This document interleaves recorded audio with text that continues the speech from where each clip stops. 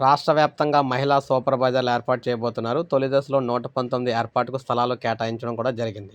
స్వయం సహాయక సంఘాలకు రైసు మిల్లులు, లాజిస్టిక్ హబ్‌లు, గోదాముల నిర్మాణం బాధ్యత. వారికి నామమాత్రపు లీజుతో 100 ఎకరాల వరకైనా కూడా అప్పగిస్తాం. అతివల అండతో మళ్ళీ అధికారంలోకి వస్తాం. సో, మొత్తంగా చూసుకున్నట్లయితే రేవంత్ రెడ్డి గారు ఒకటే చెప్పారు. స్వయం సహాయక సంఘాలతో రాష్ట్ర వ్యాప్తంగా కార్పొరేట్ తరహాలో మహిళా శక్తి సూపర్ బజార్లను ఏర్పాటు చేస్తున్నామని ముఖ్యమంత్రి రేవంత్ రెడ్డి చెప్పారు. మొదటి దశలో నియోజకవర్గానికి 1 చొప్పున 119 సూపర్ బజార్లు నామమాత్రపు లీజుపై స్థలాలను కేటాయిస్తున్నామన్నారు. మహిళా సంఘాల ఆధ్వర్యంలోనే రైస్ మిల్లులు, లాజిస్టిక్ హబ్‌లు, గోదాముల నిర్మాణం చేస్తామన్నారు.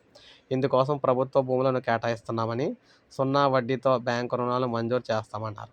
రాష్ట్ర వ్యాప్తంగా 8,000 మహిళా సంఘాల భవనాలకు సచివాలయం నుంచి సీఎం వర్చువల్‌గా శంకుస్థాపన చేశారు.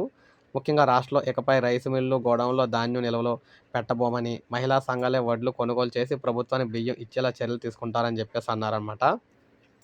మహిళలు స్వశక్తితో నిర్వహిస్తున్న వ్యాపారాలను వారి సొంత భవనాల నుంచే కొనసాగించేందుకు 8,000 భవనాలను ఒకే రోజు, ఒకే సమయంలో ప్రారంభించుకునే అద్భుత కార్యక్రమం అయితే జరిగిందని చెప్పేసి అన్నారు. మహిళా సంఘాల సొంత భవనాలు ఉండటం అంటే ఆ సమావేశాలకు స్థలం ఇవ్వటం మాత్రమే కాదు, వారి ఆర్థిక కార్యకలాపాలకు, శిక్షణకు, వ్యాపార ప్రణాళికలకు శాశ్వత వేదికలు అయితే అవుతాయని చెప్పేసి చెప్పారనమాట.